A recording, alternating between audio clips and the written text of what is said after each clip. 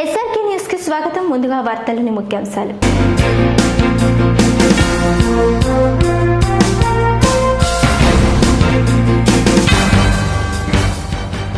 రైతు పోరాటమే గెలిచింది, చరిత్రలో నిలిచింది. కొత్త వ్యవసాయ చట్టాలు రద్దు చేస్తూ ప్రధాని మోదీ ప్రకటన.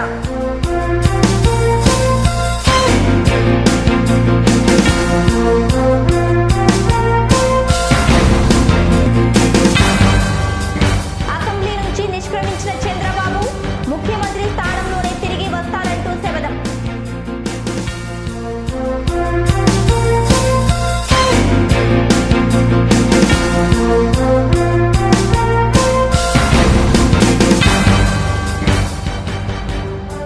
అసెంబ్లీ సోమవారానికి వాయిదా, రెండవ రోజు పేలిన మాటల తూటాలు.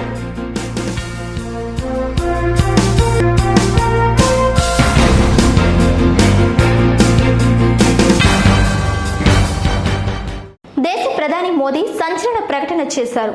శుక్రవారం జాతిని ఉద్దేశించి మాట్లాడిన మోదీ 3 కొత్త వ్యవసాయ నల్ల చట్టాలను రద్దు చేస్తున్నట్లు చెప్పారు.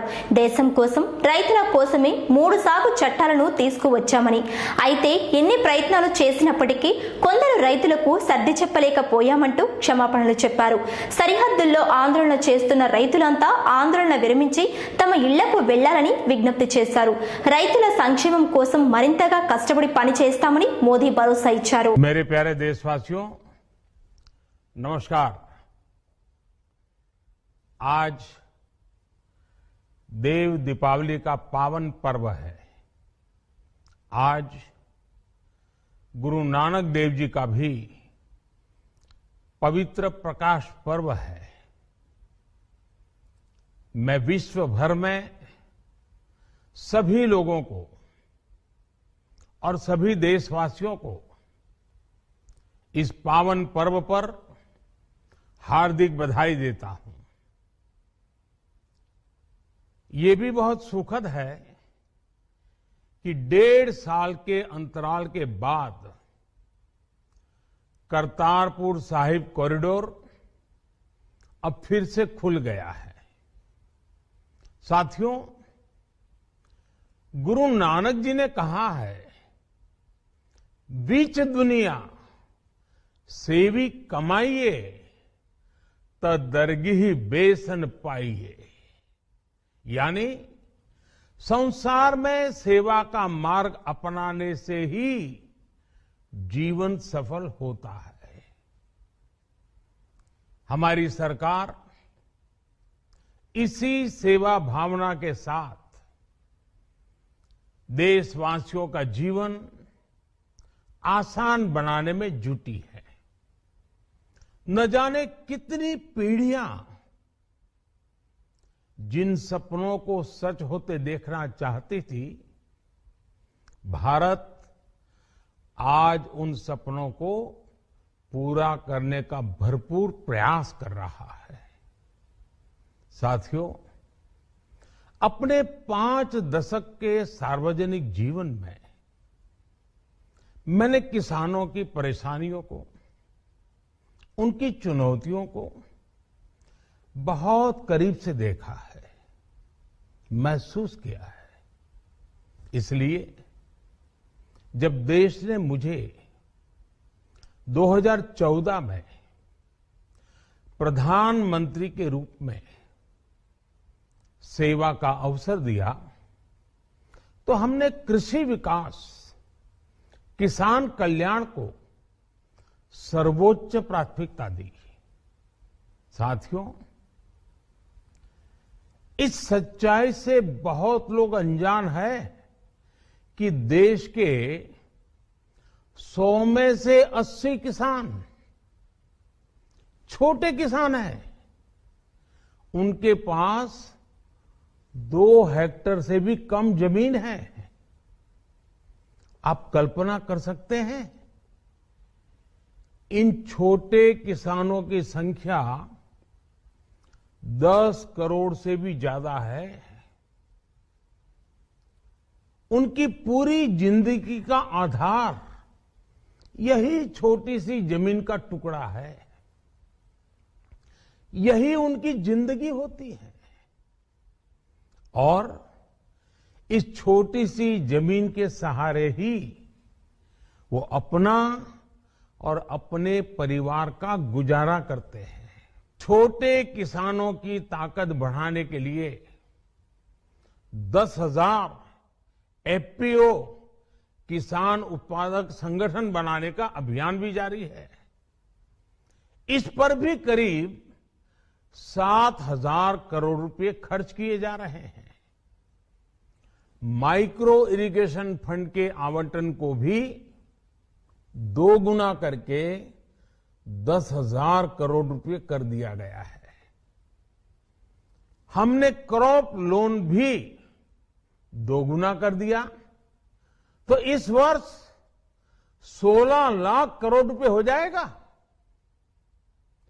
अब पशुपालकों को मछली पालन से जुड़े हमारे किसानों को भी किसान क्रेडिट कार्ड का लाभ मिलना शुरू हो गया है।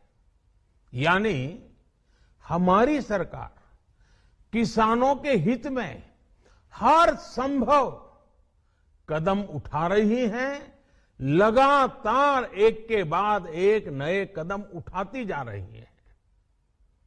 किसानों की आर्थिक स्थिति सुधरे, उनकी सामाजिक स्थिति मजबूत हो, इसके लिए पूरी ईमानदारी से काम कर रही है। साथियों, किसानों की स्थिति को सुधारने की इसी महाअभियान में देश में 3 कृषि कानून लाए गए थे। मकसद ये था कि देश के किसानों को, खासकर छोटे किसानों को और ताकत मिले, उन्हें अपनी उपज की सही कीमत और उपज बेचने के लिए ज्यादा से ज्यादा विकल्प मिले। बरसों से ये मांग देश के किसान, देश के कृषि विशेषज्ञ, देश के कृषि अर्थशास्त्री, देश के किसान संगठन लगातार कर रहे थे। पहले भी कई सरकारों ने इस पर मंथन भी किया था। इस बार भी संसद में चर्चा हुई, मंथन हुआ और ये कानून लाए गए। देश के कोने कोने में कोटि कोटि किसानों ने, अनेक किसान संगठनों ने इसका स्वागत किया, समर्थन किया। मैं आज उन सभी का बहुत बहुत आभारी हूं, धन्यवाद करना चाहता हूं। साथियों, हमारी सरकार किसानों के कल्याण के लिए, खासकर छोटे किसानों के कल्याण के लिए, देश के कृषि जगत के हित में, देश के हित में, गांव गरीब के उज्जवल भविष्य के लिए पूरी सत्यनिष्ठा से, किसानों के प्रति पूर्ण समर्पण भाव से, नेक नियत से ये कानून लेकर आई थी। लेकिन इतनी पवित्र बात, पूर्ण रूप से शुद्ध किसानों के हित की बात, हम अपने प्रयासों के बावजूद कुछ किसानों को समझा नहीं पाए। भले ही किसानों का एक वर्ग ही विरोध कर रहा था, लेकिन फिर भी ये हमारे लिए महत्वपूर्ण था। कृषि अर्थशास्त्रियों ने, वैज्ञानिकों ने, प्रगतिशील किसानों ने भी उन्हें कृषि कानूनों के महत्व को समझाने का भरपूर प्रयास भी किया। हम पूरी विनम्रता से, खुले मन से उन्हें समझाते रहे। अनेक माध्यमों से व्यक्तिगत और सामूहिक बातचीत भी लगातार होती रही। हमने किसानों की बातों को, उनके तर्क को समझने में भी कोई कोर कसर बाकी नहीं छोड़ी। कानून के जिन प्रावधानों पर उन्हें ऐतराज था, सरकार उन्हें बदलने के लिए भी तैयार हो गई। 2 साल तक हमने इन कानूनों को सस्पेंड करने का भी प्रस्ताव दिया। इसी दौरान ये विषय माननीय सर्वोच्च न्यायालय के पास भी चला गया। ये सारी बातें देश के सामने है, इसलिए मैं इनके अधिक विस्तार में नहीं जाऊंगा। साथियों, मैं आज देशवासियों से क्षमा मांगते हुए सच्चे मन से और पवित्र हृदय से कहना चाहता हूं कि शायद हमारी तपस्या में ही कोई कमी रही होगी, जिसके कारण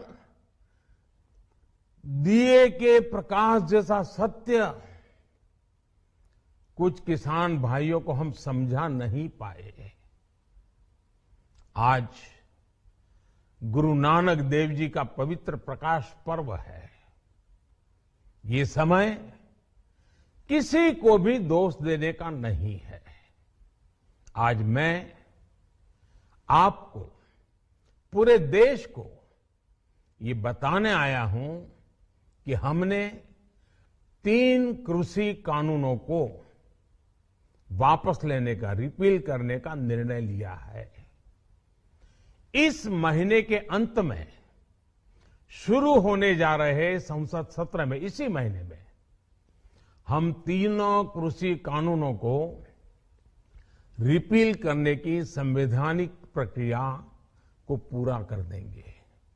साथियों, मैं आज अपने सभी आंदोलनरत किसान साथियों से आग्रह कर रहा हूं, आज गुरु पर्व का पवित्र दिन है। अब आप अपने अपने घर लौटे, अपने खेत में लौटे, अपने परिवार के बीच लौटे। आइए एक नई शुरुआत करते हैं, नए सिरे से आगे बढ़ते हैं। साथियों, आज ही सरकार ने कृषि क्षेत्र से जुड़ा एक और अहम फैसला लिया है। 0 बजट खेती यानी प्राकृतिक खेती को बढ़ावा देने के लिए, देश की बदलती आवश्यकताओं को ध्यान में रखकर क्रॉप पैटर्न को वैज्ञानिक तरीके से बदलने के लिए एमएसपी को और अधिक प्रभावी और पारदर्शी बनाने के लिए, ऐसे सभी विषयों पर भविष्य को ध्यान में रखते हुए निर्णय लेने के लिए एक कमेटी का गठन किया जाएगा। इस कमेटी में केंद्र सरकार, राज्य सरकारों के प्रतिनिधि होंगे, किसान होंगे, कृषि वैज्ञानिक होंगे, कृषि अर्थशास्त्री होंगे। साथियों, हमारी सरकार किसानों के हित में काम करती रही है और आगे भी करती रहेगी। ముఖ్యమంత్రి స్థానంలోనే అసెంబ్లీలో అడుగు పెడతానని టీడీపీ అధినేత చంద్రబాబు శపథం చేశారు. అసెంబ్లీలో అధికార పార్టీ నేతలు సభ్యత సంస్కారం లేకుండా వ్యక్తిగత విమర్శలు చేస్తున్నారంటూ ఆవేదన వ్యక్తం చేస్తూ అసెంబ్లీ నుంచి బయటికి వచ్చేశారు. అనంతరం మీడియాతో చంద్రబాబు మాట్లాడుతూ రాజకీయంతో సంబంధం లేని తన భార్యపై వ్యక్తిగత విమర్శలు చేస్తున్నారని కన్నింటి పర్యంతమయ్యారు. ధర్మానికి అధర్మానికి జరుగుతున్న యుద్ధంలో ప్రజలు తన వెంట ఉండాలని విజ్ఞప్తి చేశారు. అందరికీ నా నమస్కారాలు.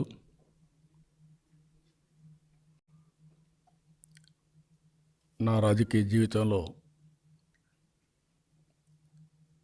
ఎప్పుడూ ఇంత హ్యూమిలియేషన్ భరించలేదు.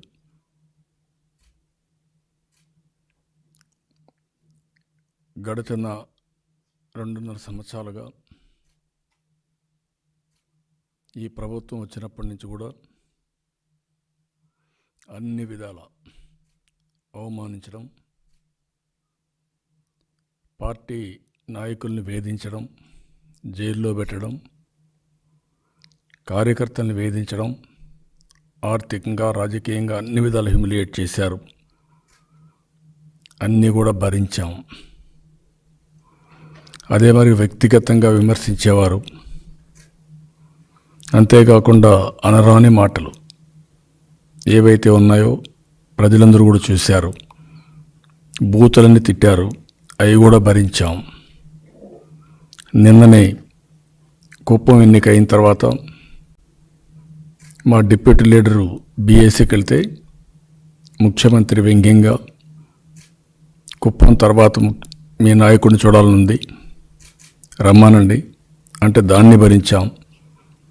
ఇన్ని భరించి ఈరోజు అసెంబ్లీకి వెళితే కడాన నా భార్యను కూడా ఇలాంటి డర్టీ పాలిటిక్స్కి లాగే పరిస్థితికి వచ్చారు. క్యారెక్టర్ అసాసినేషన్ చేసే పరిస్థితికి వచ్చారు. దగ్గర దగ్గర 8వ ఎమ్మెల్యేని, 38వ సంవత్సరం అసెంబ్లీలో నేను పనిచేస్తున్నాను.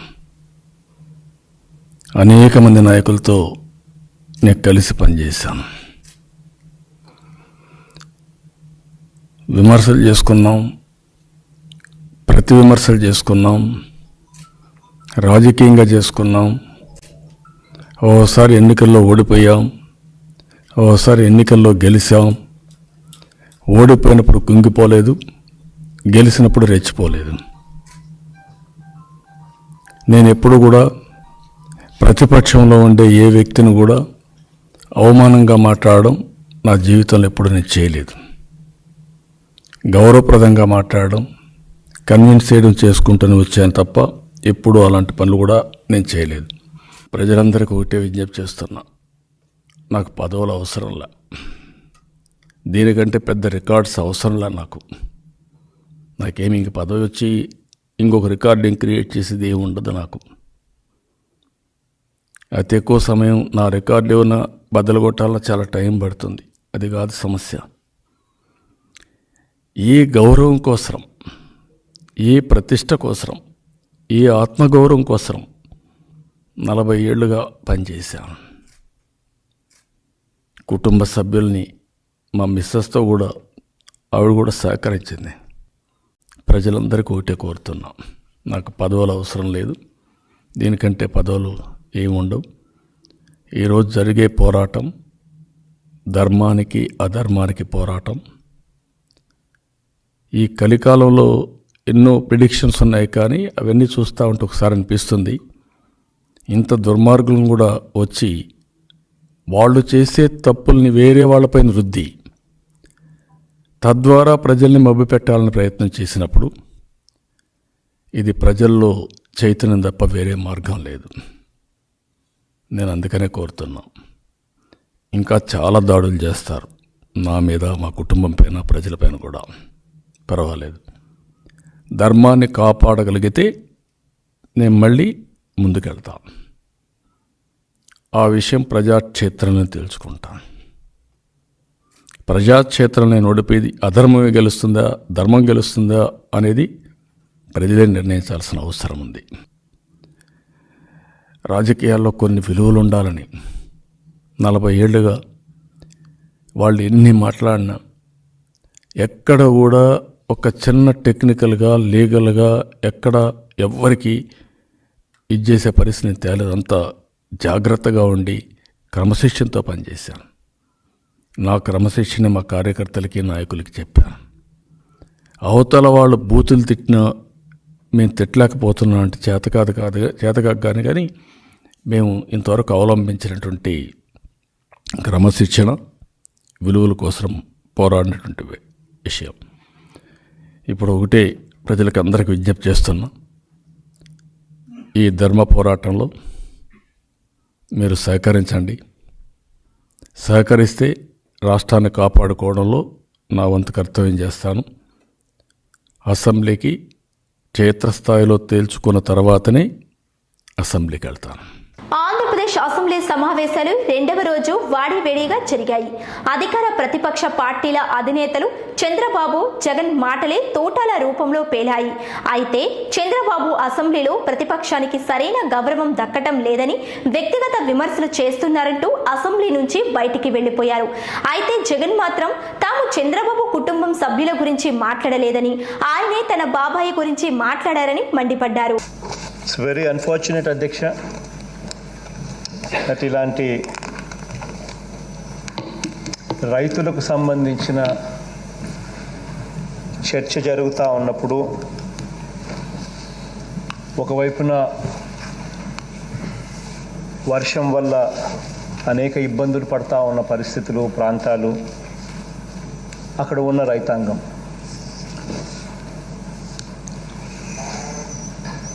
ఒకవైపున రైతాంగానికి సంబంధించిన చర్చ, మరొక వైపున వర్షం వల్ల ఇబ్బందులు పడతా ఉన్న పరిస్థితుల మధ్య ఇలాంటి సందర్భాలలో ఏదైనా చర్చ జరుగుతూ ఉన్నప్పుడు ప్రతిపక్షము అంటే వచ్చి సూచనలు ఇవ్వాలి, సలహాలు ఇవ్వాలి. ఫలాని మాదిరిగా చేస్తే ఇంకా బెటర్గా చేయొచ్చు,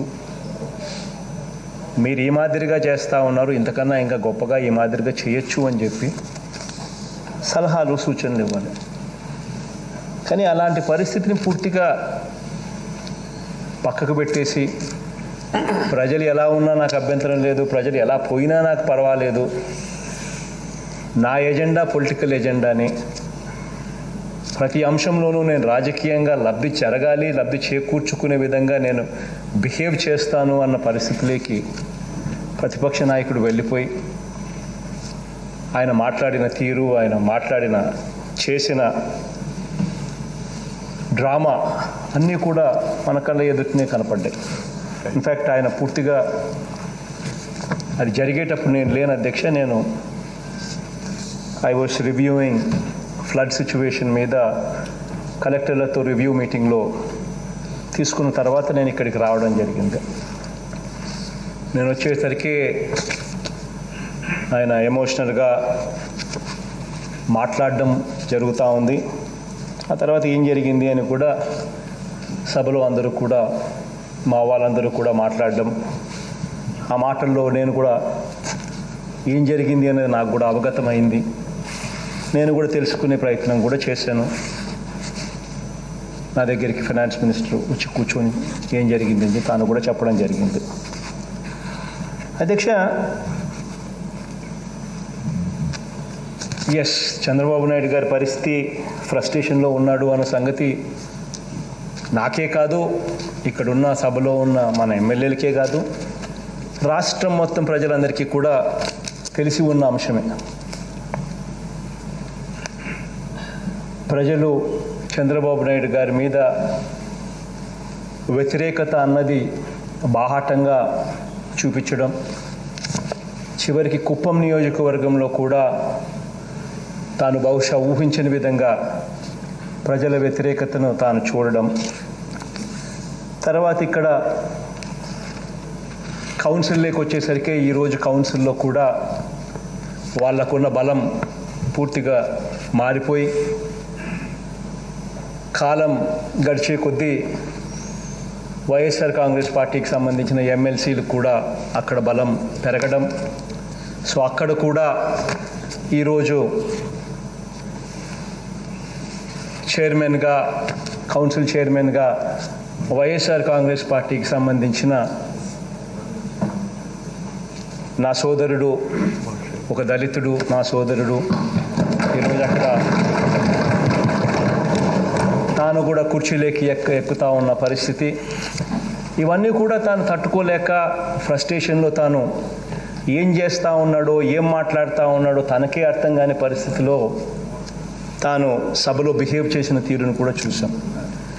అసలు సంబంధం లేని టాపిక్లు తానే తీసుకొస్తాడు, సంబంధం లేకుండా తానే మాట్లాడతాడు. మాట్లాడిన దాని మీద స్పందన అంతో ఇంతో ఇటువైపు నుంచి కూడా న్యాచురలీ వస్తుంది. తానంతటి తానే దాన్ని ఇన్స్టిగేట్ చేస్తూ ఉంటే న్యాచురలీ ఇటువైపు నుంచి కూడా స్పందన అనేది న్యాచురలీ ఉంటుంది. ఆ స్పందన అనేది ఏదైతే ఇటువైపు నుంచి వచ్చిందో వీళ్ళు ఎటువంటి మాటలు కూడా చంద్రబాబు నాయుడు గారు వెళ్ళేటప్పుడు చెప్పిన ఎటువంటి మాటలు కూడా ఇక్కడ నోట్ల నుంచి రాలేదు, మాట్లాడలేదు. ఎక్కడా కూడా కుటుంబ సభ్యుల గురించి కానీ తానే మాట్లాడడమే జరిగింది. కానీ మా వాళ్ళు చెప్పేదాని ప్రకారం మా చిన్నాన్న గురించి కానీ, మా అమ్మ గురించి కానీ, మా చెల్లెల గురించి కానీ, ఇంకొకరి గురించి కానీ తానే ప్రస్తావించాడు. కానీ ఎక్కడ ఇటువైపు నుంచి అటువంటి ప్రస్తావన ఎక్కడా కూడా జరగలేదు అని చెప్పి క్లియర్ కట్గా మన సభ రికార్డ్స్ చూసినా కూడా తెలుస్తుంది. మా వాళ్ళందరూ కూడా అదే చెప్పారు. మరి అలాంటిది ఆయన విపరీతంగా ఆయనే మాట్లాడాడు. ఇటువైపు నుంచి స్పందన ఆ మేరకు మినిమం అయితే వస్తుంది. ఆ మేరకు దానికి కూడా ఆయనే ఓవర్ రియాక్ట్ అయిపోయి, ఆయనే ఫ్రస్ట్రేషన్లోకి వెళ్ళిపోయి ఏమేం మాట్లాడుతున్నాడు తనకి అర్థం కాకుండా తాను సభ నుంచి వెళ్ళిపోతూ శపథాలు కూడా చేయడము అన్నీ కూడా మన కళ్ళ ఎదురునే కనిపించాయి. విధి ఎవరిని విడిచిపెట్టదు, అందరి సరదా తీర్చేస్తుందనే విషయాన్ని చంద్రబాబు గుర్తుపెట్టుకోవాలని ఎమ్మెల్యే రోజా అన్నారు. అధికారంలో ఉన్నప్పుడు తనపై చేసిన దుష్ప్రచారాలు, ఎన్టీఆర్ని పెట్టిన ఇబ్బందుల కారణంగానే బాబుకు ఈ గతి పట్టిందని అన్నారు. చంద్రబాబు డ్రామాలు ఎవరూ చెల్లించరని చెప్పారు. చంద్రబాబు జీవితంలో అసెంబ్లీకి రాలేరని రోజా జోష్యం చెప్పారు. చంద్రబాబు విధి ఎవరిని విడిచిపెట్టదు, అందరి సరదా తీర్చేస్తుంది. 72 సంవత్సరాల వయసులో ఎన్టీఆర్ ని ఎంత ఏడిపించావో గుర్తుందా? 71 సంవత్సరం 7 నెలలకే నువ్వు ఏడ్చే పరిస్థితి వచ్చింది. అందుకే అంటారు మనం ఏం చేస్తే అది తిరిగి మనకు వస్తుందని. ఏదో నీ భార్యను అనేశారు, చాలా బాధపడిపోతున్నావే. మరి ఆ రోజు హైదరాబాద్ అసెంబ్లీలో నువ్వు అధికారంలో ఉన్నప్పుడు రోజా బ్లూ ఫిల్మ్స్ లో యాక్ట్ చేసిందని పీతల సుజాతతో మీడియా పాయింట్ లో సీడీలు చూపించిన విషయం మర్చిపోయావా? అంటే నాకు ఒక ఫ్యామిలీ లేదు, మాకు పిల్లలు లేరు, మాకు గౌరవం లేదా? ఎవరిని ఏదైనా అంటావు. నీ అధికారంలో ఉన్నప్పుడు ఇదే విజయమ్మని ఎంత ఏడిపించావు, భారతమ్మ గురించి ఎన్ని మాట్లాడావు, షర్మిలమ్మని ఏ విధంగా హ్యూమిలేట్ చేసావో ఎవరు మర్చిపోలేదు. కాబట్టి ఈ రోజు ఎవరో ఏదో అన్నారని దొంగ ఏడుపులు ఏడ్చే నిన్ను ఎవరు జాలితో కూడా చూడరని తెలుసుకో. ఎందుకంటే ప్రధాని మోడీతో సహా ఎవరిని వదిలిపెట్టకుండా అధికారంలో ఉన్నప్పుడు ఎన్ని మాట్లాడావు, నీ సోషల్ మీడియాతో ఎన్ని స్ప్రెడ్ చేసావు అనేది ప్రతి ఒక్కరూ గుర్తు పెట్టుకునే ఉన్నారు. కాబట్టి చంద్రబాబు నాయుడు ఈ రోజు నేను చాలా చాలా హ్యాపీగా ఉన్నాను. ఎందుకంటే ఒక మహిళని కూడా చూడకుండా, నీకోసం 10 సంవత్సరాలు పనిచేసిన వ్యక్తిగా, లీడర్ గా నన్ను చూడకుండా నన్ను క్యారెక్టర్ అసోసియేషన్ చేశారు. రూల్స్ కి విరుద్ధంగా 1 year సస్పెండ్ చేశావు. మహిళా పార్లమెంట్ కు పిలిచి నన్ను డీటైన్ చేసి 24 గంటలు నన్ను మానసిక శోభకి గురి చేసి నన్ను ఎత్తుకొచ్చి హైదరాబాద్ లో విసిరి పారేసిన దాఖలాలు ఈ రాష్ట్రంలో ఎవరు మర్చిపోరు. సో నువ్వు ఏడిపించిన ప్రతి ఒక్కరి ఏడుపు ఈ రోజు నీకు తగిలింది. అందరి ఉసురు తగిలి ఈ రోజు నువ్వు ఇలా అయిపోయావు. నన్నైతే రూల్స్ కి విరుద్ధంగా 1 year చేయగలిగావు. కానీ దేవుడు నిన్ను 2.5 సంవత్సరం కాదు కదా, ఇక జీవితాల్లోనే అసెంబ్లీలో అడుగు పెట్టని విధంగా నీకు నువ్వే శపథం చేసుకున్నావు. రాష్ట్ర వ్యాప్తంగా భారీ వర్షాలు కురుస్తున్న నేపథ్యంలో ఏపీ సీఎం జగన్ శుక్రవారం కలెక్టర్లతో సమీక్ష చేపట్టారు. తాడేపల్లిలోని క్యాంపు కార్యాలయం నుండి ఈ సమీక్ష నిర్వహించి మాట్లాడారు. వర్షాల కారణంగా దురదృష్టవశాత్తు ప్రాణాలు కోల్పోయిన వారి కుటుంబాలకు 5 లక్షల పరిహారం చెల్లించాలని ఆదేశించారు. పారిశుద్ధ్యంతో పాటు పంట నష్టంపై ప్రత్యేక దృష్టి పెట్టి ప్రజలకు న్యాయం చేయాలని సూచించారు. వర్షాభావం ఎక్కువగా ఉన్న జిల్లాలలో కాల్ సెంటర్లు ఏర్పాటు చేసుకోవాలని చెప్పారు.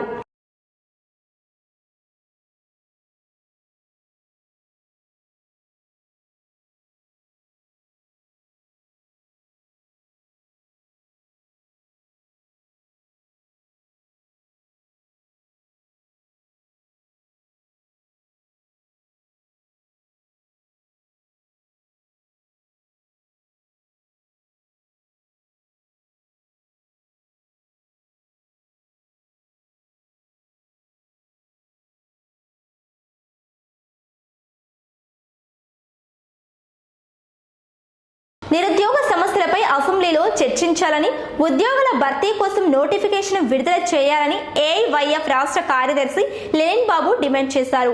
కొత్తపేటలోని సిపిఐ కార్యాలయంలో శుక్రవారం ఆయన మాట్లాడారు.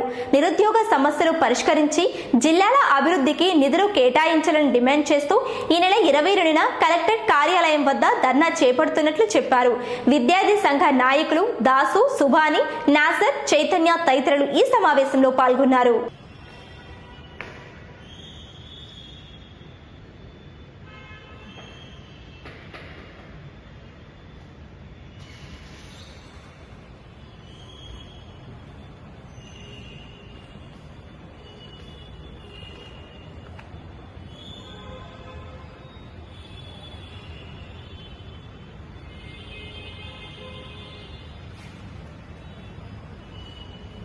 మరి ముఖ్యంగా ఈరోజు పరిశ్రమలు లేకపోవడం, తీవ్రమైన ఇబ్బందులు, కేంద్ర ప్రభుత్వం నిధులు ఇవ్వకపోవడం, వచ్చిన నిధులు కూడా దారి మళ్లించడం, ఇలాంటి అంశాల ద్వారా తీవ్రంగా ఇబ్బందుల్లో ఉన్నటువంటి నిరుద్యోగ యువతను ఆదుకోవాల్సిన పరిస్థితి ఉంది.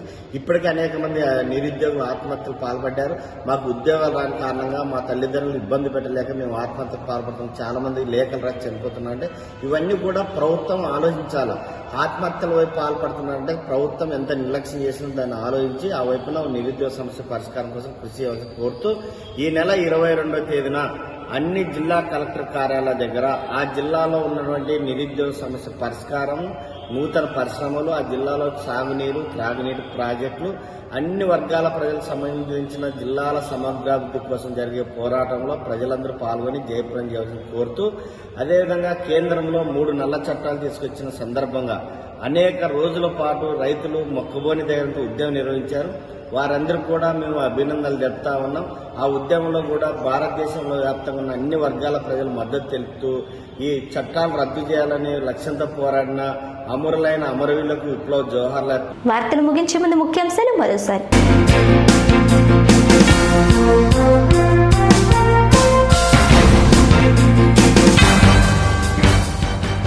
రైతు పోరాటమే గెలిచింది, చరిత్రలో నిలిచింది. కొత్త వ్యవసాయ చట్టాలు రద్దు చేస్తూ ప్రధాని మోదీ ప్రకటన.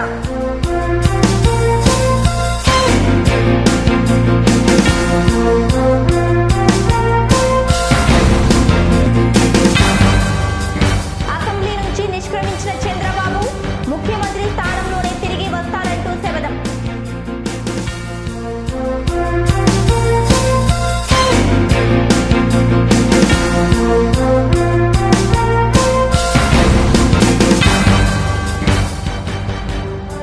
అసెంబ్లీ సోమవారానికి వాయిదా, 2వ రోజు పేలిన మాటల తూటాలు.